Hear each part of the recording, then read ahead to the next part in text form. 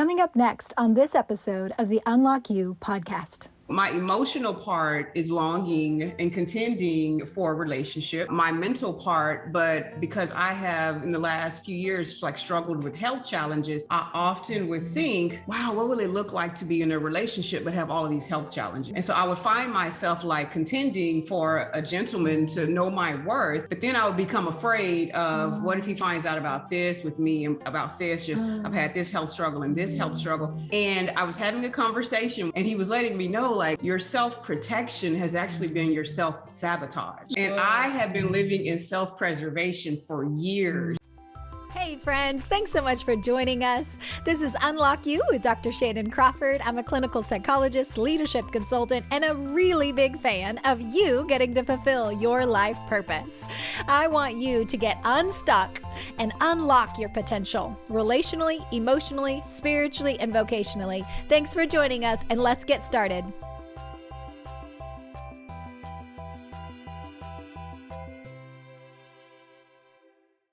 Welcome to Unlock You with Dr. Shannon Crawford. And it is my absolute extravagant privilege to be with incredible friends, and I love them to pieces. And we are in Love Month. So I figured we would represent lots of different ways that people walk in community and in love and in relationship.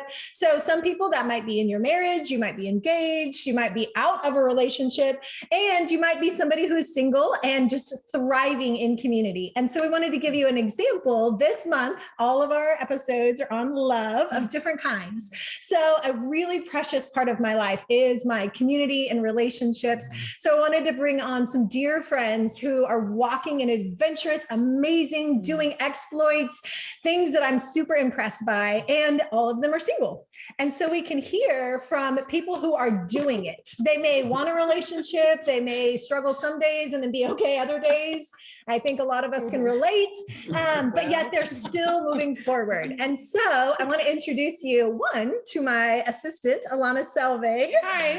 So she is the reason that my head is above water, and so grateful for her. She also does the editing for this podcast and does all the things behind scenes. So thank you, Alana, for being here. Hello, happy to be here. Our microphones are down here, so that's why we got awkward happening. And this is Anita Scott. Yes, I'm Anita Scott. She is a vice principal at a middle school and also very politically minded to help with the future generation being educated and knowing who they are and their identity and fulfilling those purposes. Yes. This is my dear friend, Kelly Calabrese. Yes.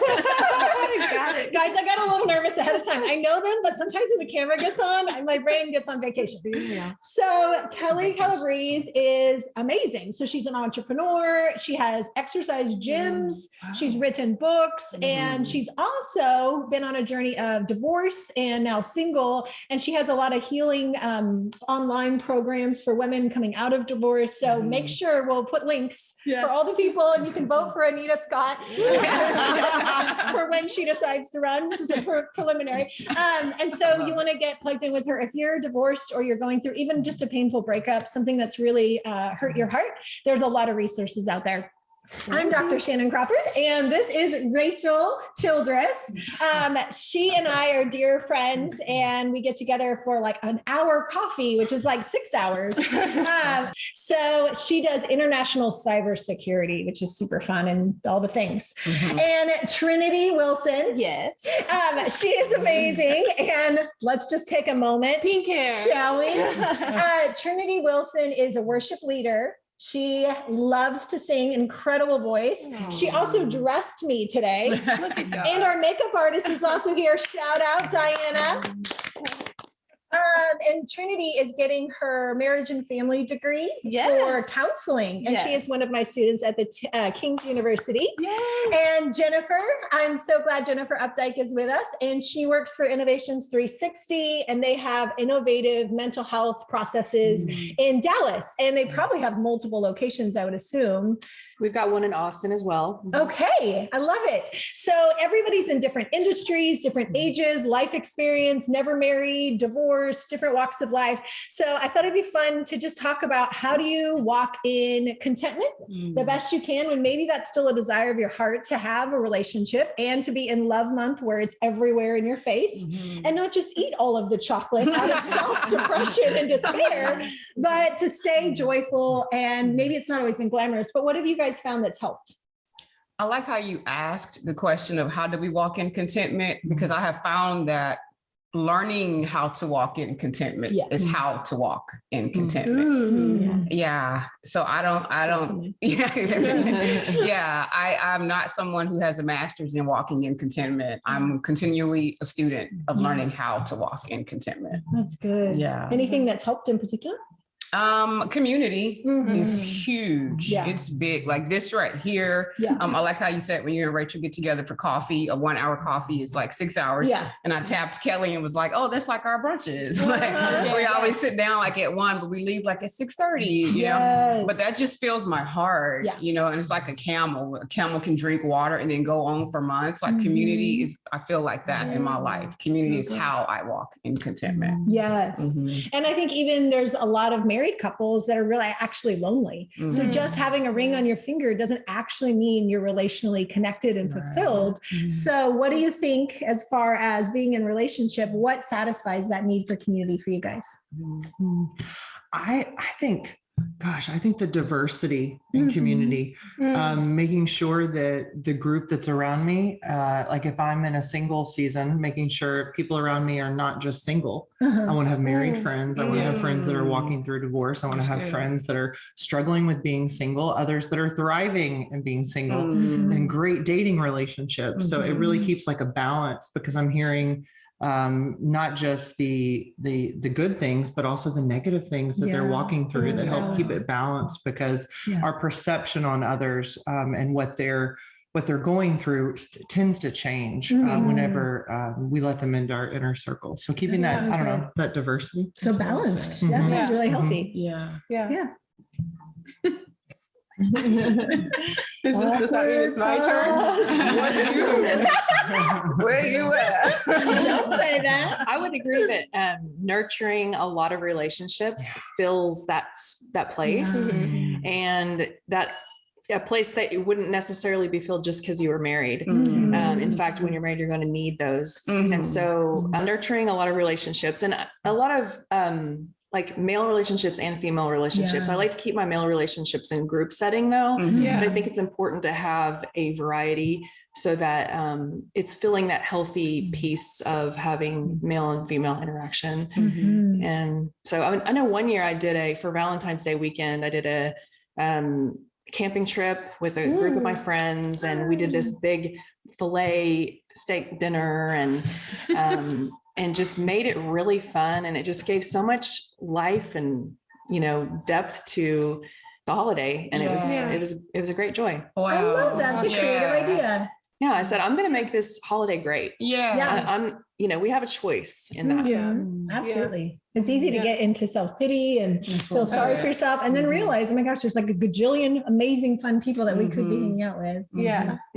I love talking about love because there's so many different kinds. When we think about the month of love, we think about that like romantic, like even erotic, like that Eros love, but there's that Phila love, which is like the brotherly friendship love. And I'm always looking for like the best in people. Like if I feel like I'm a little sad, like I'm like, who are my funny friends? And I'm really intentional about making sure that like no one person can meet all of our need for love. That's why I have like different friend groups. I'm like, well, this is like, we can go deep, and this is like, we could just go be adventurous with this friend. And so having a big variety of friends that fill my love tank in different areas. I love is that. like, who do I want to go to church with, or who likes to go painting with me? And so just being really intentional about having different friend groups to fill that philos, that brotherly friendship, sisterly love. Absolutely.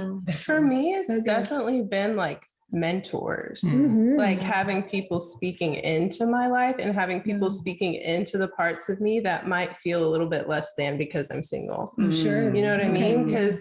And it's funny, like if like if that's what you're really desiring, like the mentors that are suitable for you and that work for you will come into your life. Because I mean, I didn't want like super serious, like, oh my gosh, I got to be on my best behavior for these people. Like my mentors are like my big sisters and like my family. So they're the ones who are like, Trinity, like, this doesn't have anything to do with your worth. It does not mean you're less than, or it doesn't mean there's something wrong with you. And so they're speaking into my life at the same time they're having fun with me, and we're having karaoke parties and like, so you, like finding your people and finding the ones who can also speak into you. That's so good. Okay, so one of the things I hear a lot of my clients say is it can be hard to cultivate community. So what have you found in being the kind of friend that you want to have the kind of community that you'd like to be around versus a lot of the toxic people that we can get around and it'd be real, real rough? What do you guys think? I had to like ponder it and like think about it. Yeah, totally. Well, I heard someone earlier say that if you're looking for a friendship, think about the kind of friend you want and then be that friend. And I know that even in my own life, I've really, even recently started practicing learning how to give without expecting. It's good. And so I'm saying that because when I'm being a friend, I'm learning that friendship is a part of that practice is learning, oh, I might be giving in that way, but that doesn't mean they also give in that way. So then learning and discerning how do they give and being thankful for that. You know, if my love language is touch, someone else's love language might be gifts. So just because they don't come in and high five me and hug me, I shouldn't think, oh my God, what's wrong? What did I do? Like, you know, did I make them upset? But then learning and discerning, okay, our friendship is this wide, it's this expansive. That's so good, because I was having a conversation with some friends about some of my shortcomings and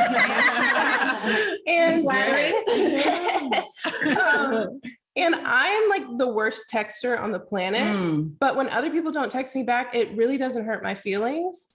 So I have to be super conscious about, okay, if I'm going to be a good friend to them, me not responding is hurtful to them. It's not hurtful to me, but I have to keep in mind that, okay, the things that I might like or dislike or that might work for me might not work for somebody else. So that's a really good point. That's really good. Really good. Yeah. I have a private Facebook group, and when the ladies come in, I ask them, what is your greatest challenge? And these are women going through separation, divorce, post-divorce. And the number one thing that they say the most is loneliness. And I'm also in an area where it's booming. It's a neighborhood that's growing, and there's a Facebook, there's a group, and the same thing. The women are like, we just feel so lonely. We don't know anyone. And I'm like, okay, what are you doing to connect? What are you doing to not be lonely? We're at a time where we're isolated, which they use to punish people in prison, isolation. So what are you doing to be the friend? Are you connecting? Are you getting out of your house? Are you joining groups? Are you, you really have to be so intentional about being the friend, or you're going to be lonely. Oh, absolutely. So the pain of being lonely is so great. Then go out and take a risk and say hello and smile and find your people, and you really, it's not going to happen if you're just sitting in your house. You gotta go be it. I think that's a really good point, what you said about it being a risk, because for some people, for myself, I tend to be more of an extrovert, and I want to connect with any person that is in my midst. Like I just met all of you except for Dr. Crawford, and I love just looking at all of you. But I know for myself, I have close friends that have experienced like really heavy social anxiety just from the thought of stepping out and like talking to someone that you barely have a relationship with or barely have a connection with. And with that, it's okay. And with Can you get her face? This one also is getting my face. Oh, that one. Okay, good. And with that, it also presents an opportunity. It's an opportunity for them to step out and like have new friends, have new connections. But at the same time, it's really daunting to take that step and to take that action step. And so I think it's important too to recognize that we're not all on the same playing field in terms of our comfort level with stepping out. And I'm only saying that because like what you were talking about, like for me, I'm like, it's a no-brainer, just make new friends. But it's not that simple. And so I would just want to encourage anyone that's like oh, I really don't know what to do, or if they're sitting in their house and they haven't left for a week or whatever, that it is a risk and it is hard, but after that action, it'll be rewarded with whatever you're trying to do, with whatever you're trying to achieve. That's so good. Yeah. And going into any of it with a mindset of what can I do to love and serve this person? Come on. Because and anyone loves to be asked about themselves. Anyone Right. loves Yeah, to- so true. And so it's an easy way to just win, you know, just to approach any relationships that way. Yeah. That's a really good point. And I think in our business world, we've sort of flip-flopped what the measure of success looks like. So someone might feel very comfortable at work and then very isolated and lonely at home. Yes. So they may feel a measurement of success, networking, collaborating, finishing projects together. But then when you get home, you're sort of feeling like, okay, I'm just warming up my leftovers and I'm eating dinner by myself. Yeah. And so I remember having this great conversation with my cousin. She doesn't live here in Texas, but she was amazing at networking, amazing at building partnerships, but she felt absolutely alone. And so what you were saying, we were just walking through what does it look like to open the door for someone and not expect anything in return. They might not say, thank you for doing that, or paying for someone's meal and not even expecting them to come back and thank you, but learning how to extend yourself is taking a risk. Yeah. And I think it's helped me because I've moved a ton. And so as a flaming extrovert who needs friends, that's how I function. I'll normally try to spend a lot of time by myself with the Lord. So I'm amped up so that then when I have to go into a new place, a social gathering, a community group, a church by myself, I'm like, okay, I have all my little social reserve so that I can be friendly. And I think sometimes I would put too much stock in the first person and almost create an expectation that we're going to be so much best friends. You're going to feel just like that. And they're like, oh, my life is already full and established. And they're like, oh, we're not the same after all. And so I just feel like the more you put yourself out there and you go to things and the more you volunteer, that is totally my trick. So if I'm going to go to a conference or retreat or a community group, I'm like, how can I volunteer? What can I do to help? Because it gives me a job. And then I'm not as self-conscious standing there not knowing anybody because I'm like, I will register you and check you in for something I've never done. And it helps you look like you know what you're doing. And people that are shy come up to you. Brilliant. And then you meet the other shy, uncomfortable people that don't know anybody. And now you do have a little friendship happening. Hey. I like that. I do have a question for whoever wants to answer it, but what would you say to the person who has tried to branch out and make relationships and they're still feeling lonely? They feel fulfilled whenever they're with people, but deep down, they just have this loneliness root. What would you I want everyone else to answer. Honestly, because I feel like that's where I am, because there have been a lot of moments when I've just been filling my schedule with relationships and friendships. Well, I mean, not romantic relationships. It's me. But filling my time with people that I love and events that I love and fun things. But then deep down in the depths of who I am, I'm like, well, dang. I'm still by myself. And it's not even romantic, really. It's just this loneliness. I don't have any other word but a loneliness root. You know what I mean? I don't think this is you, but for the sake of our audience, some people experience that because of false self, true self. And so we don't realize when we go into the, oh my God, girl, so good to see you, blah, blah, blah. And we're almost in the entertainer, performer, and we're being somebody versus almost metaphorically, you're taking your mask off, which we all do this. All of us have false self, true self.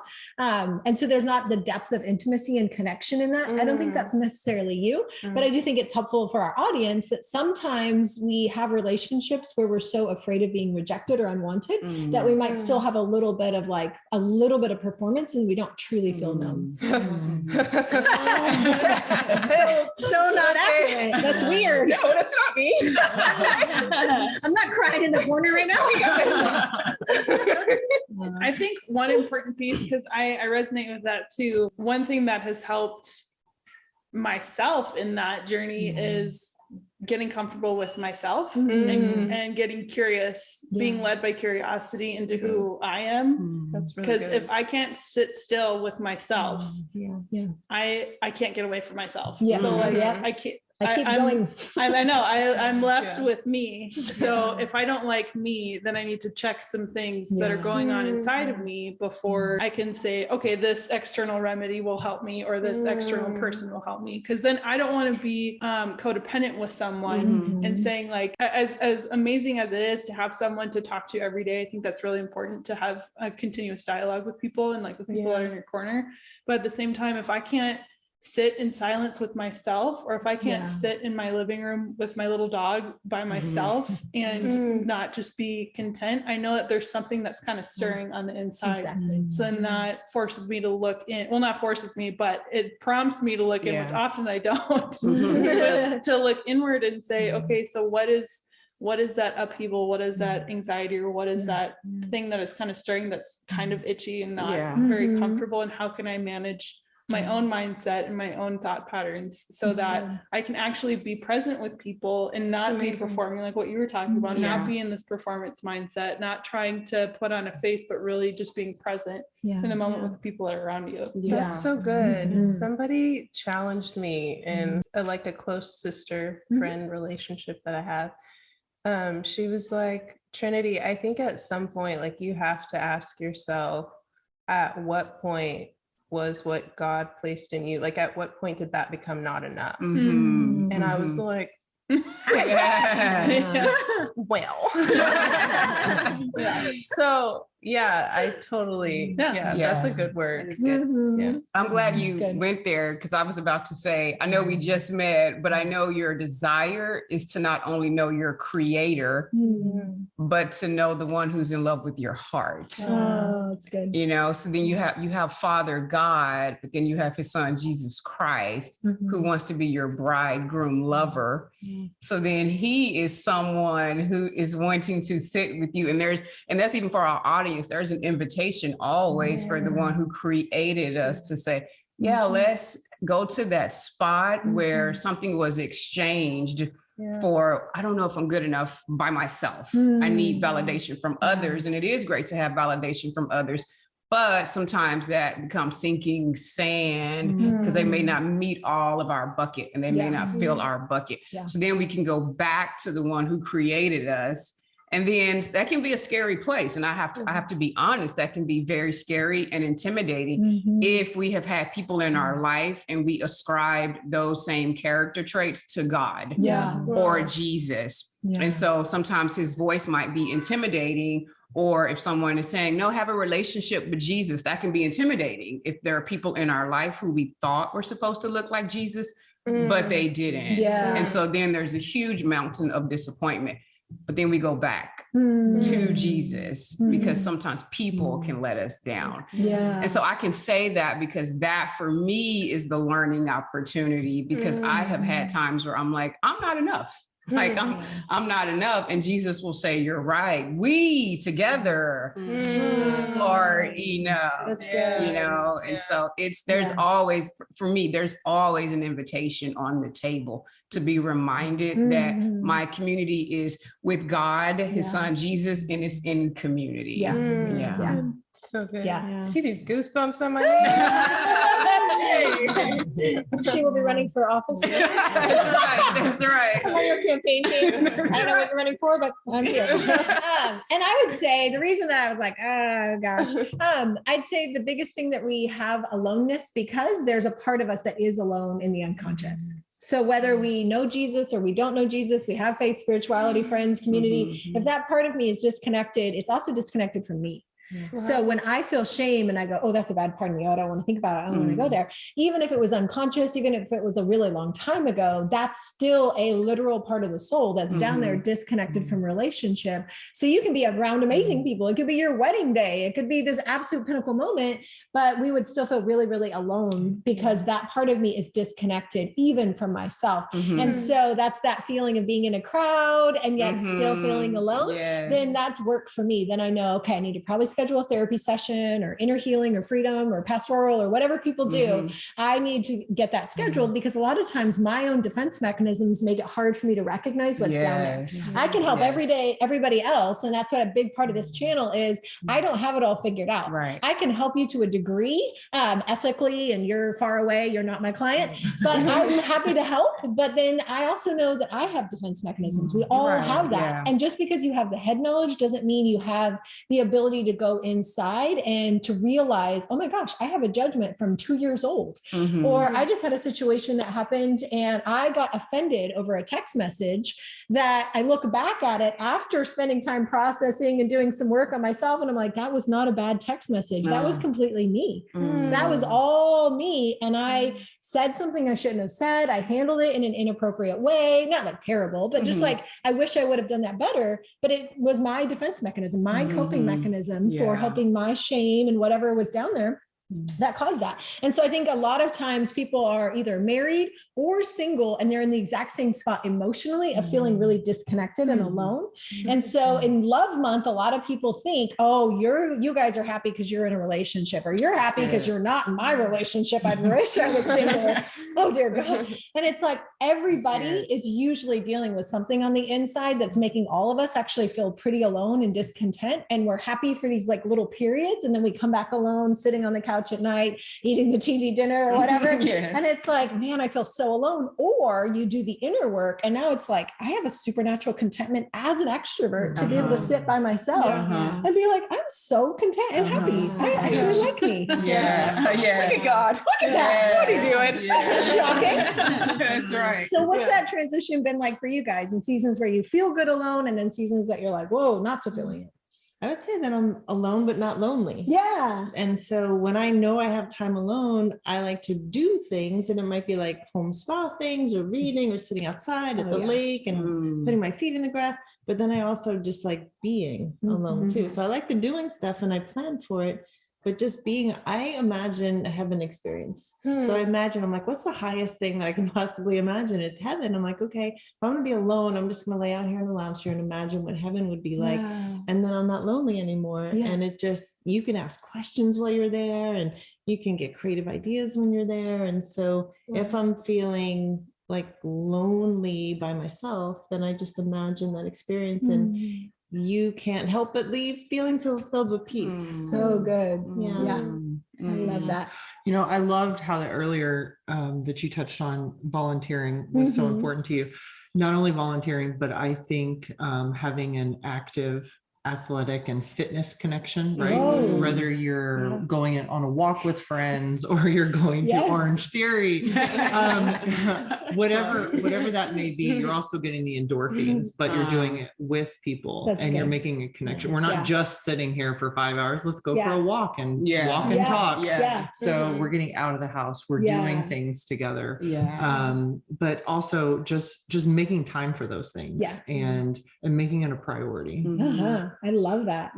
Yes, I've almost enjoyed filling up my spare time as a single person with things I love and different hobbies so much that I'm like, oh, I like this too much. I never saw that happening. But just I have a variety of hobbies, whether it's mountain biking or painting or reading or getting a massage or serving. I think serving is big because, you know, looking for ways to get outside yourself and serve other people or volunteer is extremely life-giving. Yes. And it's important to be living on purpose too. I think that adds a lot of purpose.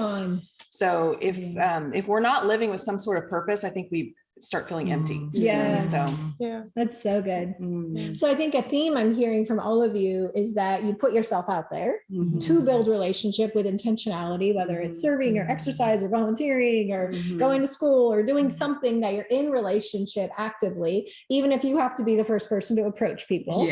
And then you're starting to create rhythms and filling your schedule. So a lot of times people will look at my life and think, oh my gosh, like you just have so many friends. And I'm like, actually, I do a lot of pursuing. because people think I'm busy. A lot of people actually don't reach out. And so I'll be like, hey, what does next weekend look like? You know, like, so a lot of people have unrealistic expectations that you're just going to have the Friends TV show as your community group instead of like, oh no, like there's some intentionality and planning and being, you know, in connection with people. And I love how you've really done that. I've watched you from afar with our Dallas community. So what are some things that you would recommend in healthy male-female community groups?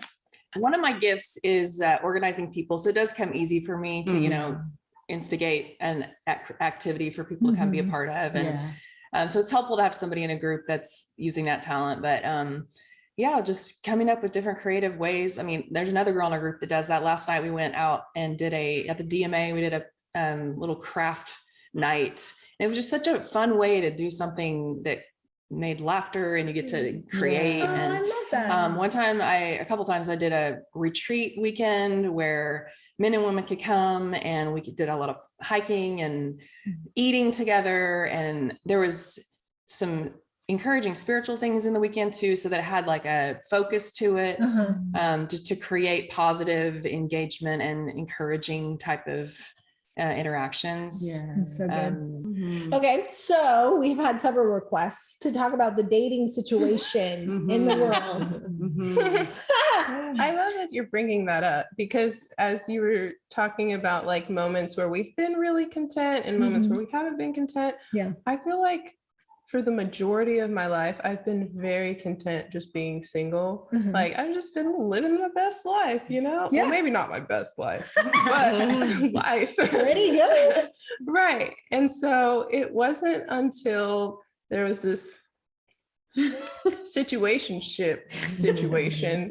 until, which I didn't know that term, so maybe you should define it. Situationship is when there's like, you know, we're talking, we're in the talking stage, but you just kind of stay in the talking stage. Okay. No, there's no progression. No commitment. And no commitment. So it was one of those. And I became very like, just not content anymore. I'm like, sure. Well, it awakens something and then there's no satiation to it. I was doing just fine until you. So I would love to hear what you guys have to say about the time when you're not content. Like, how do you navigate that? I call it content, but contending. So I'm like, okay, I'm content with where I am. I'm so thankful. I mean, I'll fill a page with all the things I'm just grateful for. But then I'm like, okay, this is what I'm contending for. And as I meet people, whether they're married, single, male, female, I'm always looking for things in them that's like the foreshadowing of the person that's to come in my future. I'm like, wow, this man was really wise, or this person is a good patient. And so every time I meet someone, I'm always looking for the good in them. And I just like make a little note, like I'm contending for someone who is adoring, like that man adores that woman. And so I'm like, I'm so content, but I'm contending. Like I know something great is coming. That's good. But until then, I'm just going to be at peace. And content. That's awesome. And I think that's a huge key, because like the moment we create interpretation, like an event is neutral, but the moment my brain creates an interpretation, now those neurochemicals start the train of whatever emotions are going to happen. So if I see somebody and I'm like, oh man, they have this perfect marriage or relationship, then in that moment, I have like a split second decision between celebrate and go, wow, that's amazing. I'm going to contend and believe for that and start thanking for it. Or I can be, I don't have that. Oh man. And go in like navel gaze and self-depression and self-pity. But instead, if I can immediately go, thank you, God, that I'm going to have that. Thank you that that's part of my relationship. If I immediately like almost like stand up on the inside and start declaring and being grateful, I've found that it protects me from that slump that I am very vulnerable to. And it takes away the comparison. It takes away the anxiety. Like I just, because I know that's coming for me, I just believe it, because I believe in all these good things and promises. It's just how I choose to live. So I'm not going to in that moment be like, oh, I don't have that. Because we're not, I mean, comparison will kill and steal your joy. And I've just pre-decided that I'm not going to live my life that way. I want you to say that again. I pre-decided to live a life of peace and joy and contentment, so that when I go out into the world, I carry that peace with me and I'm not looking at comparing or my lack. And I'm like, wow, look at what a good dad that man is, Yeah. or look. So I'm like, ooh, there's good in everyone. And I just go out really looking for it and believing someday it'll never be perfect. But I'm like, kind of have this little like, ooh, I want someone who adores me the way that man adores that woman. Yes. And Oh, that just so helps. good. It keeps me really content. That's love that. amazing. That is Mhm. I'm amazing. gonna keep that in mind. Yeah. I Absolutely. also have another question. Great. Do it. Thank God you're here. Say it. So I have found that like a lot of people who know my situation with like dating or not dating or whatever you call this, situationships. A lot of them have been like, you have to know your worth. You have to know your worth. You have to know your worth. And there was one point where I was praying and I was like, Lord, I know my worth. I know my worth. But I really think the Lord showed me in that moment that it's not that I don't know my worth, it's that I get really hurt when other people don't see it. So Don't recognize it. right. Have y'all experienced that? Like you're like, okay, I know my worth, but it actually really hurts when somebody else doesn't see it. Yeah. Which is probably healthy. And he's not the one. Yeah. If he doesn't see your worth, he is not the one. It would be like nerve endings. Like if you burn off your nerve endings and you keep your hand on a hot stove, your hand will burn off. Like you're supposed to have an internal reaction. Like a lot of times I'll say anger is one of your healthiest emotions because anger is the healthy, if you steward it. Like if I say I'm angry about that, not that I can be the Hulk and I can go like punch people in the face and smash their tires. Smash. But that was a joke. But if I am angry and go, oh, because this is not healthy, they're not recognizing my worth, that's great. Then that just lets me know a boundary that I need to set, whether in a friendship or in a situationship or whatever the thing is, then I just know ahead of time, like this probably isn't something that's good for me if they can't recognize that. And I don't need to sell them on me. I can know my worth without having to convince them of that. And we're good. We don't need to get close. And if you're confident of your worth, you're willing to cut something off. That isn't treating you respectfully. That's And good. so be really intent. I like to be really forthright and clear about asking about what are your intentions here. And, you know, if it's not moving in this direction, then let's stop communicating. And what a beautiful gift that you know that, because you don't want to go, 6 months, 9 months down the road with someone like you know in a date or two if they know you're worthy or not. So that's a great checkpoint. Like, no, he's not seeing my worth. That's so good. So it's healthy as long as we're not operating out of shame. Like if somebody takes a phone call and you're sitting there and it's like, oh my gosh, like she doesn't know my worth. I mean, like let's back it down if we have that extreme. But on the other pendulum, some people will stay in something and they'll even create an emotional soul tie where it's really hard to get out of a relationship and your soul and emotion are all tied. But at the very beginning, you already knew some red flags. So I think it's good to know, like, this is my worth and I'm going to work on that. But it's also fair to say, I know my worth, but other parts of me don't. So like I can be confident, really single me and be like, I know my worth. And then I get in a relationship with a boy and I'm like, I am 6 years old and I will like have no self-esteem. I don't know what to do with my hands. And so there's other parts of me. I don't know what to do with my oh my God. It's real. There's different parts of the soul. And so some parts of me are like on it. I know who I am. And other parts of me don't. And then that's just a discovery and an invitation and inner healing and freedom and therapy to go, oh, that part of me doesn't know that. And I can invite that part of me into relationship with the conscious me to now start discipling that part of me into my identity. Okay. The parts of self. That's where I'm at. It's a game changer. It's a game changer because So it's like, okay, wow, yeah, there is a part of me that knows I'm worthy and knows I'm worth it. There's some other parts that are like, oh, girl, you know, and I feel like we don't really give room for that. It's like we try to be so black or black and white, all or nothing, and either whole or broken. Instead of on the way to being. And so maybe a couple of weeks ago, so interesting. I can speak so well to that because I'm on the journey, right? So my emotional part is longing and contending for a relationship. My mental part, but because I have in the last few years like struggled with health challenges, I often would think, wow, what will it look like to be in a relationship but have all of these health challenges? And so I would find myself like contending for a gentleman to know my worth, But then I would become afraid of what if he finds out about this with me and about this, just I've had this health struggle and this health struggle. And I was having a conversation with my creator, and he was letting me know, like, Father God just told me, your self-protection has actually been your self-sabotage. Come on. Yeah. Wow. And I have been living in self-preservation for years. Wow. And he didn't condemn me. It wasn't condemnatory. I didn't walk around in shame. I was actually like, thank you for the invitation for freedom. Come on. To make this exchange, because you're my protection. I don't have to protect myself. And now as I'm content in contending, I love that. And now I can pre-decide. Right? Yeah.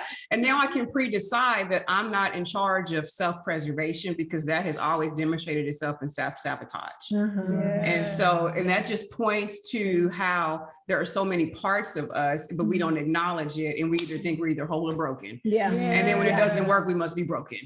In lieu of saying, what part of me wanted, what part of me was withholding what I really wanted, but now I'm blaming and they didn't see my worth. You know, I think you need to break that down, because that was so good. So what would that look like in a practical? Well, for me now, I know that I still have some health challenges. God has healed me in so many ways, but there are still things that I'm like, okay, God, and now I'm contending for that. I'm contending for this. So now for me, if I meet someone, I used to think this probably won't last, because once I tell him about this and this and this, but I never even got to that place, because the energy I was sending out was already creating a self-sabotage. It was already, the wall was already falling, but then I would be shocked that the wall fell. And I would be shocked that he didn't call me back, or we were supposed to meet, but now he had to go do this. And I thought we were going to go do this. And what happened? And I'm thinking, I'm great. I'm a vice principal and I'm on my way to the political arena and I'm all these things. And I'm like, he didn't see it. He saw my wall. Oh, I think we need to just take that in. We all have a lot of walls. Absolutely. He saw my wall. I may not be letting him see beyond my wall. Yes. Wow. Absolutely. But you also didn't give him an opportunity to see you fully. Yes. With everything. Exactly. And that was because of my self-preservation, my self-protection. Okay. So because we have a mixed audience with lots of people in the world, if I were hearing that, not being me, that is, but somebody listening, somebody might think, oh, okay, so I'm not going to have walls. So maybe we sleep together right away. Oh, no. Is that what you're talking about? Absolutely. Yeah. Thank you. Absolutely not. Absolutely not. Letting a man see your worth. What does that mean to you? For me, letting a man see my worth means he is pursuing why I am worthy. Come on. Yeah. So it's not, yes. For me, letting a man see my worth means he has to pursue why I am worthy. Yeah. So I'm not exposing in any way why I am beautiful before it is time for him to see why I am beautiful. So for me now, because I have just made that exchange of, okay, I don't want to live in self-preservation. I don't want to live in self-sabotage. So you know what? I don't have all the answers right now. If I were writing a book, I would only be on chapter 3. I would not be on chapter 11. Because in the natural, I have not walked out now. What does it look like for this wall to come down? This is literally just 2 weeks ago when I had this breakthrough, but it was so awesome because the invitation did not bring me condemnation and shame. It was like, now that I am praying and contending in this way, I now expect to see the fruit look different. Now I will see a red apple and not a rotten apple. You know, and so I expect this fruit to now look differently in my life. So I'm excited because one of the things we can look forward to, someone said it earlier, we have promises from our Father God. And so with our audience, we, like Kelly said, wherever you are in your life with your religion or your relationship or your morals or your values, you can pre-decide, if I am going in this direction, I want to see the fruit of where I am going. And I don't want to live as a victim and say, I've never seen the fruit, because then I get to go back and say, am I living in self-preservation? Am I self-sabotaging the fruit that I thought I was going to see?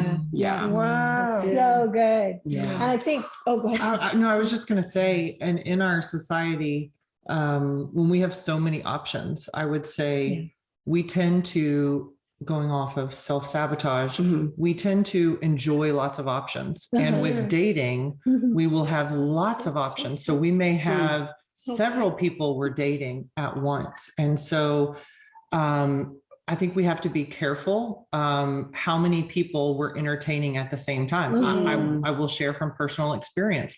If I date more than one person at one time, I am not truly getting to know that person. If I have a different person Tuesday and then Thursday and then Saturday, I'm juggling so many people. How am I truly getting to know their personality?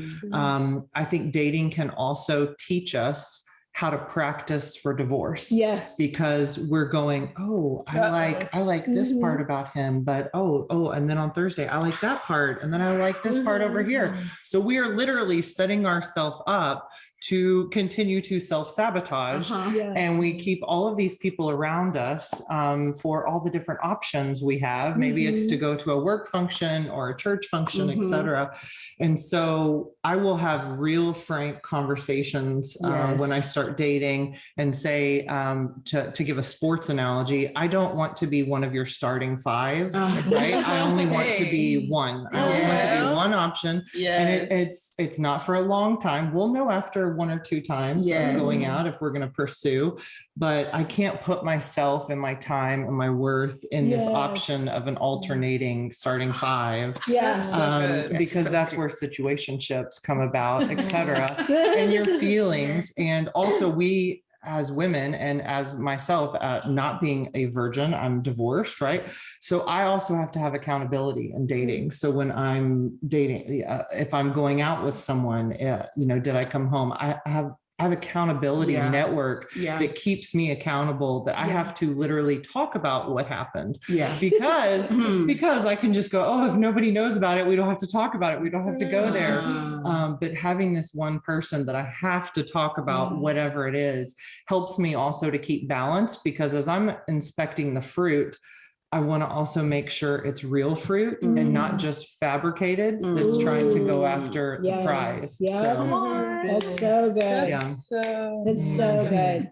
I mean, marriage is the first covenant that God brought together. So it's going to be the first thing the enemy tries to divide. So even as he's sending you out there as a single, that voice that he's like, well, he'll find out about your health issues and whatever our insecurities are, we're going out onto that first date. Like, oh my goodness, what if he knows, whatever, my bank account or my health or my, like that voice that's always getting in there, just putting that wedge in there right away, that we just have to arrest that voice and know that it's under our feet and it has no authority in us, and just go with that courage and confidence and boldness and resilience that whatever's in the past is in the past. And whoever, like, he may have a doctor for you. I mean, who knows? We don't know. That financially sounds good.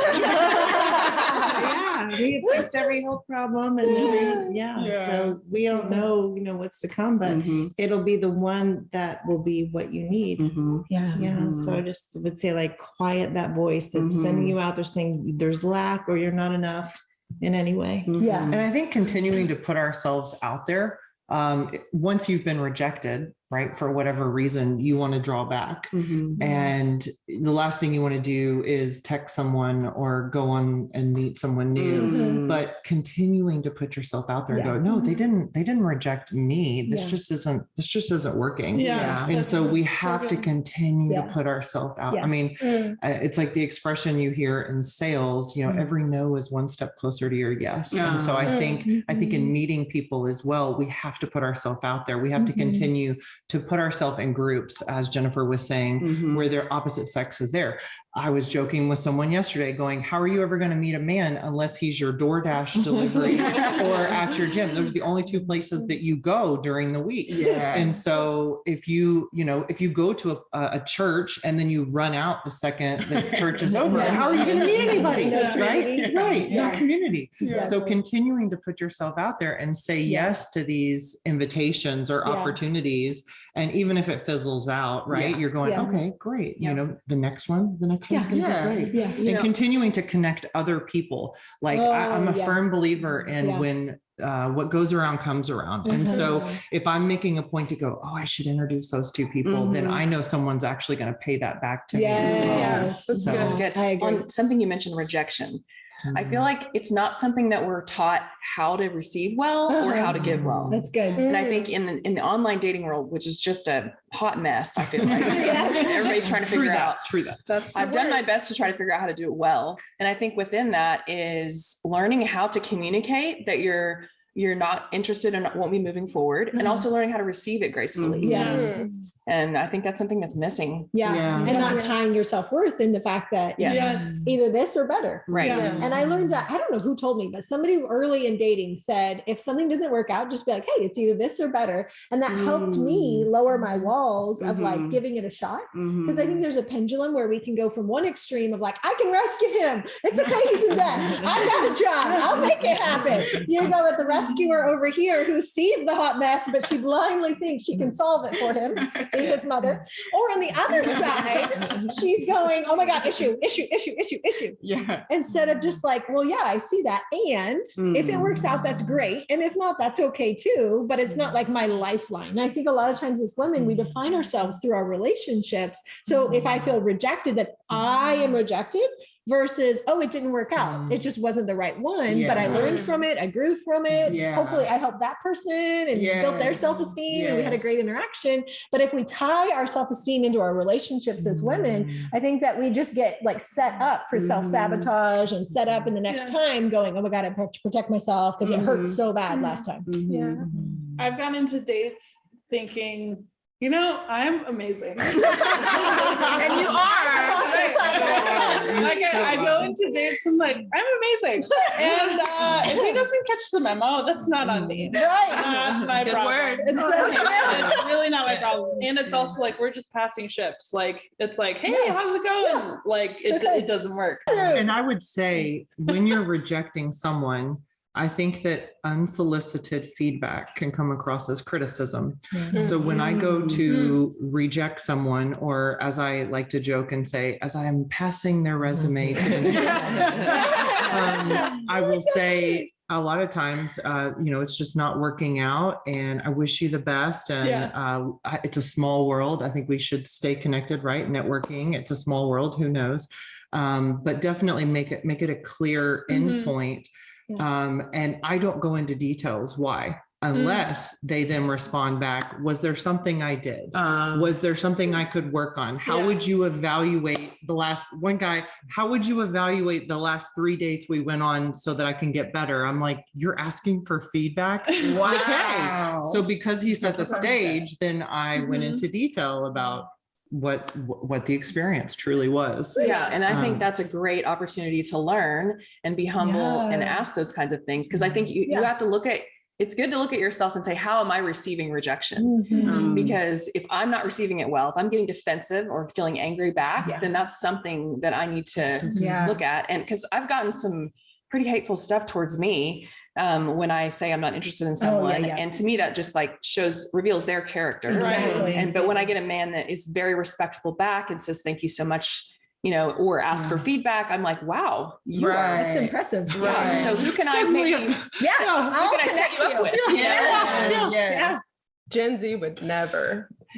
No. Why? Our generation. Well, okay, so my thought, so I'm 27. I'm part of technically Gen X, not quite Gen Z, but I'm like, okay, so we've got different Z, Alphabets. Well, I have been ghosted and I have ghosted before. I will say that.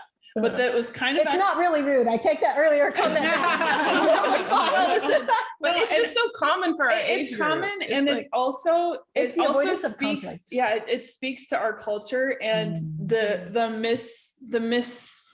missed opportunities to have social awkward interactions and to sit in the awkward. But then growing up in this dating age where it's kind of this technological mesh or fabrication of an organic connection. Like people would go to the bars before, or go to the club, or go to church or whatever.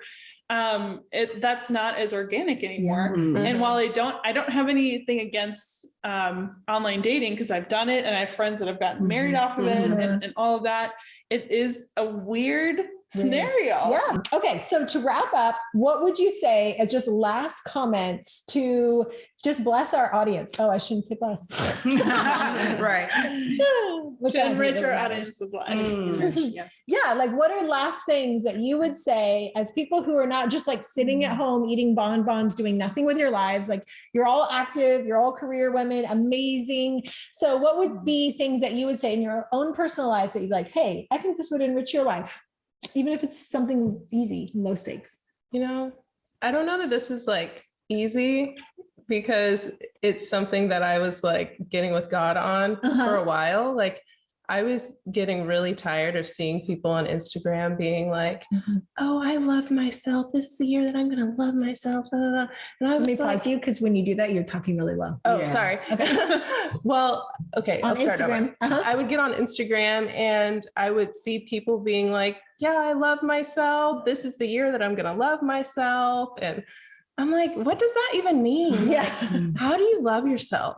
And I mean, I guess it's biblical, like it's in the Bible. And so I was praying and asking the Lord, and I felt like the Lord like showed me that true self-love is the lengths you will go to be in God's best. So if the lengths you'll go to be in God's best include like having a hard conversation with somebody, or not going for the thing that you really want because you know that he has something better. Yeah. Like, that is truly loving yourself. And that's what I've been learning to walk in, not walk in, do. We don't say walk in. Yeah, so fun. But yeah, that's something that I've been learning to do.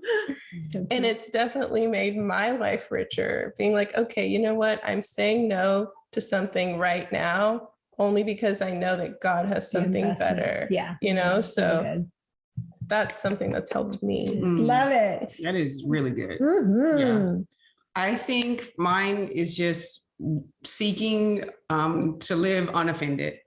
Ooh. Yeah. That's hard to do. And that's good. Yeah. That's it. Mic drop. Again, that's why she's a politician. Yes. But the kind that's trustworthy. Yes. Yeah. Thank you So for that good. part. That's why I'm in her campaign. That's right. That's right.